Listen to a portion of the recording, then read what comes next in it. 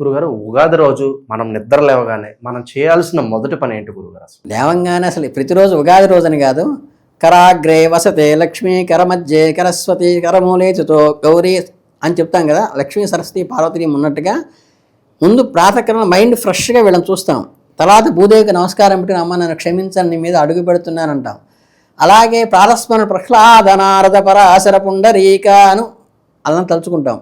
అంటే మనం ఎప్పుడైతే సరే ఫ్రెష్ మైండ్తో వీళ్ళందరినీ తలుచుకుని చక్కగా ధార్మికంగా లేస్తామో మన మైండ్ వేవ్ లెంగ్త్ కూడా వస్తుంది. అంటే కోడెకారు చిన్నవాడనే రేడియో బస్ ఇట్ అంటే వెళ్ళిన సినిమాల బండి మనం ఏ ఆఫీస్ పని చేసుకుంటూ కోడెకారు చిన్నవాడు ఎట్టా అంటాము. ధార్మికమైన ఐడియాలజీతో లేపుకుంటే మొదట్లోనే స్పర్ధతో చీపురు పట్టుకొచ్చి ఏమండి నిద్ర లేవండి అని భార్య కనిపించకుండా చిరునవ్వుతో బొట్టు పెట్టుకుని ఏమండి చక్కగా పూజ చేసుకుందాం లేవండి అంటే ఫ్రెష్ మైండ్తో మైండ్ స్టార్ట్ అవుతున్న ఉద్దేశంతో భగవద్ధ్యానంతో లేవమని చెప్తాం.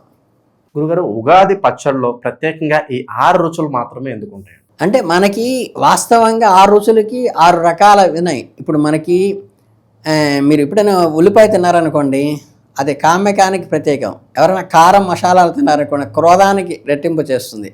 అట్లాగే పులుపు తింటే లోభానది అంటే కామక్రోధ లోభ మహమాశ్చర్యాలు ఉన్నాయి కదా, వాటన్నిటినీ కూడా సమపాళల్లోనే పెట్టుకుని ఆ కోపం అనేది అంటే పిల్లాన్ని దండించడానికి కోపం వస్తుంది, అంతేగాని శత్రుత్వంతో కోపం కాదు. అలా వీటిని అరిషడ్ వర్గాలని కంట్రోల్లో పెట్టుకోవనంటానికి ఈ రుచులన్నీ కూడా సమ్మిళితమైన జీవితం కాబట్టి దానికి అనుగుణంగా ఉండాలని పెద్దల వాక్యం.